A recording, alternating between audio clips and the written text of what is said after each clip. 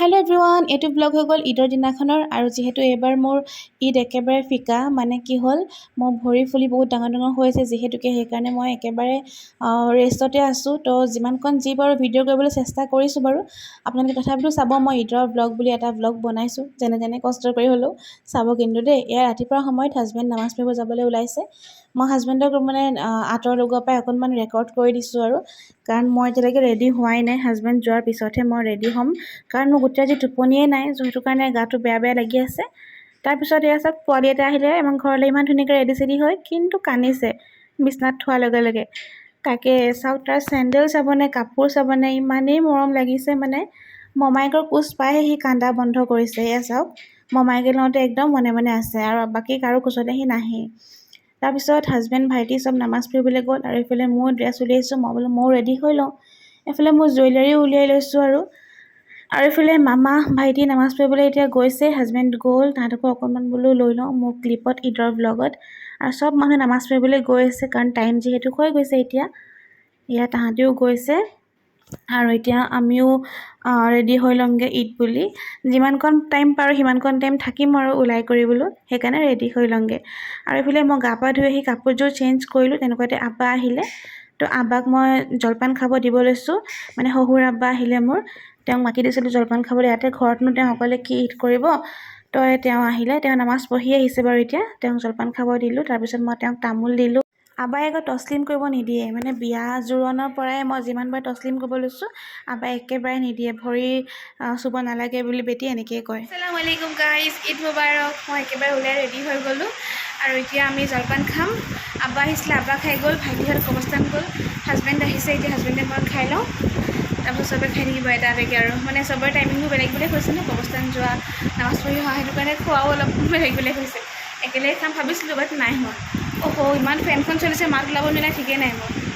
আৰু যি কি নহওক, এতিয়া আমি জলপানটো খাই লওঁ, আৰু ব্লগটো ষ্টাৰ্ট কৰিলোঁ। চাই থাকিব আপোনালোকে দেই ঈদৰ ব্লগ।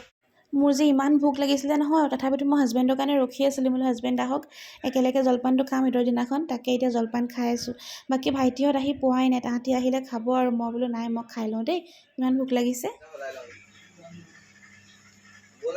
চাওঁ ল'ৰাকেইটা আমাৰ ঈদৰ ড্ৰেছ পিন্ধি ৰেডি। এইফালে চাহিল, এইফালে গুড, আৰু এইফালে মই নাস্তা উলিয়াই আহিছোঁ। আলহী আহি আছে, মই অকণমান যি পাৰোঁ আৰু নাস্তা উলিয়াই দিছোঁ, কাৰণ একদম বহি থাকিব নোৱাৰোঁ জানেনে, আগৰ পৰা কাম কৰি থকা যে, ৰেষ্টত থাকিব ক'লেও যে মানে নোৱাৰোঁ থাকিবলৈ, এনেকুৱা নিচিনা লাগে।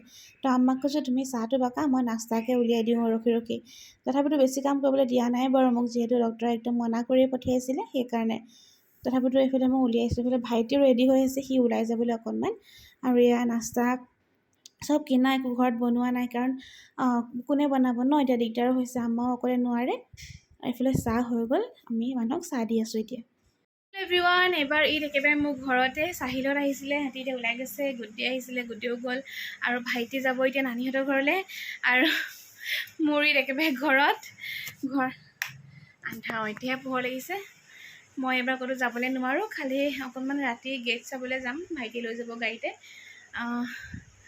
নামিম নানামিম গম নাপাওঁ, বাট যোৱাটো যাম, তেতিয়া অকণ মনটো ভাল লাগিব আৰু। বাকী মই ওলাই যাবও নোৱাৰোঁ, ভৰি দুখন যিহেতু ফুলি আছে, খোজকাঢ়িব নোৱাৰোঁৱেই, বহুত বেছি ফুলি আছে ভৰি দুখন।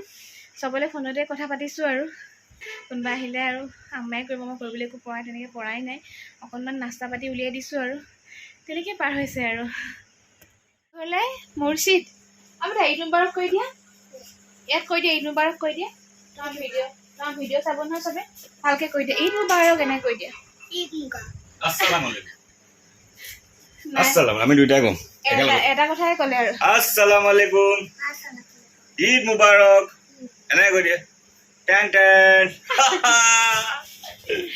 ধুনীয়াকৈ নামটো লিখি দিছোঁ। চা মুৰ্ছিদ, হাতটো ভালকৈ দেখাই দিয়া। এইটো আমাৰ মুৰ্ছিদৰ নাম, হাতখন ফিট কৰি দিয়া বেটা। এইয়া মুৰ্ছিদ, ভাল লাগিছে নে মুৰ্ছিদ? মুৰ্ছিদ, আৰু ষ্টাৰকেইটা ভাল লাগিছে? তোমাৰ ফোনটো লক খুলি আছে দেই, পাহৰি গ'ল ন মোবাইলৰ বেটা, সঁচাকৈ পাহৰি থাকিলে। জাইকা, তোমাৰ লগটো কি সুধিছে? তোমাৰ ষ্টাৰকেইটা ভাল লাগিছে ন? আৰু ষ্টাৰ আঁকি থাকিব লাগে তাৰ হাতত। বাপেক হ'বলৈ ওলাইছে, আৰু নিজে বাচ্ছাই হৈছে। ক'ত আছে ষ্টাৰটো? চোৱা আকৌ। এতিয়ালৈকে কুৰ্তা পাজামাযোৰ পিন্ধা পা দুবাৰ ধুবলগীয়া হ'ল, নিজে ধুই আছে। এবাৰ তৰকাৰী পেলালে, এয়া তৰকাৰীটাক আছেই, হালধি অকণ লাগি আছে। এতিয়া আকৌ ষ্টাৰ এটা আঁকি দিব ক'লে মেহেন্দি দি, ষ্টাৰটো আঁকি দিলোঁ। এয়া লগাই দিলে ছাইডত, আকৌ এয়া ধুইছেগৈ। কি হ'ব, ইমানটো ডাঙৰ নহ'বা নি তুমি? মই কৈছোঁ কাপোৰযোৰ তুমি ইতিমধ্যে খুলি দিয়া আৰু বুজিছা নাই, বেলেগ পিন্ধাই নাই কৈছোঁ লাষ্টত, হয় নাই মুৰ্চিদে মেহেন্দি লগাই দিছে, ধুনীয়াকৈ বহি আছে। এয়া ক'তো লগোৱা নাই, এটা কাপোৰত অকণমানো লগা নাই। আমাৰ বুঢ়াটোৱে লগাইছে আকৌ, হয় নাই মুৰ্চিদ? সি ক'তো শিলডুলো হোৱা নাই, সি শিলডুল হোৱা নাই বোলে। এতিয়া হাতখন শুকালেহে শিলডুল হ'ম। গাইজ একদম গৰম উঠিলে আৰু দিগদাৰ পালোঁ, তো কাপোৰযোৰ খুলি আকৌ মই পিন্ধি ল'লোঁ মেক্সি। মেক্সিতে আৰাম লাগে, এতিয়া বেলেগ পিন্ধিবলৈ একো মনে নাযায়, কাৰণ মেক্সিটো পিন্ধিয়ে বহুত বেছি কমফৰ্টেবল হওঁ। খুলি দিলোঁ, আকৌ যদি ওলাই যাওঁ গধূলি সময়ত তেতিয়া বোলো পিন্ধিম আৰু এতিয়া এনেকৈ থাকোঁ আৰু।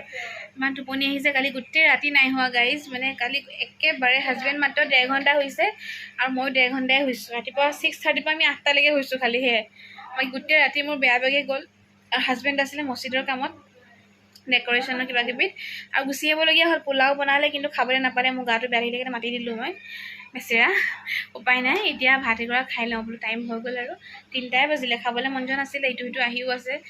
মই আম্মায়ে কৰিছে, মই যিকণ পাৰোঁ আৰু এনেই অলপ উঠি চবত অকণকৈ দিছোঁ আৰু তেনেকৈ, যি কি নহওক চাই থাকিব ভিডিঅ'টো দেই গাইজ। এতিয়া মই অকণমান শুলোঁ, শুই উঠিলোঁ, উঠি গোটেই মুখ চুখ ধুই ল'লোঁ, কাৰণ মেকআপ মানে বহুত দিন নাই কৰা ন, ইমানো বেছি নাই লগোৱা, অকণমান CC ক্ৰীম লগাইছিলোঁ, সেয়াই ইমান দিগদাৰ লাগি আছিলে। এতিয়াহে ভাল লাগিছে চব মেকআপ ধোৱাৰ পিছত। এতিয়া অকণমান আকৌ ৰেষ্ট লৈ থাকোঁ, তেতিয়া গধূলিকৈ ওলাই যাম আৰু। গধূলি যাওঁ নে ৰাতি যাওঁ গম নাপাওঁ, যাম আৰু কোনোবা এটা পাকত। যি মই ক'তো ওলাই যাব পৰা নাই, আৰু যেনে একেবাৰে কি ফটো চাবা, গোটেইখন চবতে ফটো একদম মাৰি ক'ব নোৱাৰা হৈ আছে আৰু, এনেকুৱাই ফটো মাৰিছে, ফটো মাৰি একদম ভৰ্তি কৰি দিছে মোবাইল। গাইজ এতিয়া মই বনাইছোঁ পোলাও, মানে বনাব লৈছোঁ আৰু এইফালে পিঁয়াজ ভাজি আছোঁ। আম্মাহঁত চবকে পঠিয়াই দিলোঁ ঈদৰ গেট চাবলৈ, আৰু হাজবেণ্ড আৰু মই ঘৰত আছোঁ অকলে।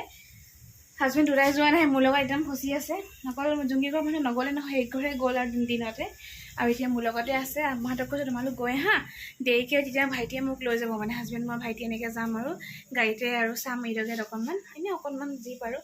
ইমান বেছি ভিৰ হৈছে নহয়, মই মানে ঘৰৰ আগফালে ৰখি গাড়ী চাওঁতে গৈছে, ইমান বেছি ভিৰ হৈছে। আৰু এতিয়া 8:30 বাজিয়ে গ'ল, সেইটো কাৰণে আম্মাহঁত আহি পাওঁতে দেৰি লাগিব, কাৰণ বহুত বেছি ভিৰ, মানে গাড়ী নিবলৈই পৰা নাই। সেইকাৰণে বোলো পোলাওটো মই পাতি থৈ দিলোঁ, তৰকাৰী বনাই থোৱা আছে, পোলাওটো বনাই দিওঁ বোলো মই। আম্মাই গম নাপায়, গম পালে মোক বকিব, বোলো একো নাই অলপ লাহে লাহে বনাই দিওঁ আৰু। এতিয়া আমাৰ ল'ৰাকেইটাক খাব দিছোঁ পোলাও তৰকাৰী। আৰু মই যে কৈছিলোঁ গাইজ ঈদৰ গেট চাবলৈ যাম বুলি দিনটো আশা কৰি আছিলোঁ, কিন্তু মই গধূলিৰ পৰা ইমান বেছি গাটো বেয়া হ'ল যে মই ঈদৰ গেট চাব যাব নাপালোৱে। আৰু এই চাওক চাহিলৰ চুলি ডিজাইন তাকে দেখাই আছিলোঁ। বাৰু যি কি নহওক, এইটোৱে আছিলে মোৰ অকণমানি ঈদৰ ভ্লগ। নাজানো চাই কেনেকুৱা পালে, যদি ভাল পাই জনাব দেই।